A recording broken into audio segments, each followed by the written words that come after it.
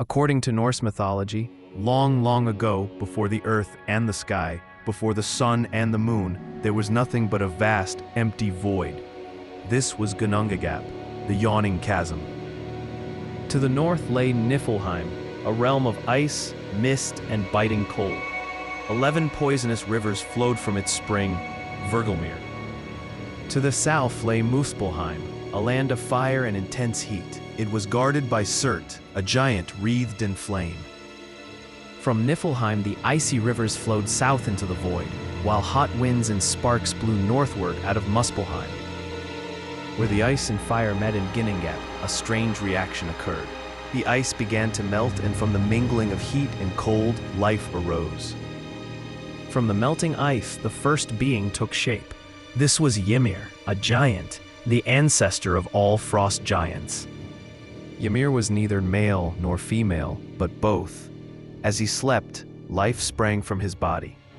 Under his left arm, a man and a woman grew forth, and from his legs a son was born. These were the first frost giants. Alongside Ymir, another creature formed from the melting ice. This was Audumla, a giant cow. 4 rivers of milk flowed from her udders, providing nourishment for Ymir. Audumla herself fed on the salty blocks of ice that flowed into Ginnungagap. As Audumla licked the melting ice, something began to emerge. On the first day, hair appeared. On the second day, a head emerged from the ice. On the third day, a complete being was freed. This was Buri, the first of the Aesir gods. He was handsome and strong. Buri had a son named Bor. Bor married Bestla, the daughter of a giant. Together, Bor and Bestla had 3 sons, Odin, Vili, and Ve. These were the first of the ruling gods. The sons of Bor looked upon the world and saw only the giant Ymir and his monstrous offspring. They decided that a new order was needed. Odin, Vili, and Ve attacked and killed the ancient giant Ymir. This was the first great act of creation. So much blood flowed from Ymir's wounds that it drowned nearly all the frost giants, except for Hvergelmir and his wife, who escaped in a hollowed-out tree trunk. From Ymir's vast body, the 3 brothers fashioned the world. They dragged his corpse into Ginnungagap. His flesh became the land, the solid earth upon which we walk. His blood became the seas and lakes surrounding the land. His bones became the mountains and cliffs rising high above the plains. His teeth and shattered jawbones became the rocks and pebbles scattered across the earth. The brothers lifted Ymir's skull and placed it above the earth. This became the dome of the sky. 4 dwarves, named Nordri, Sudri, Austri, and Vestri, were placed at the 4 corners of the earth to hold the skull aloft. From Ymir's brains, they created the clouds, drifting across the sky.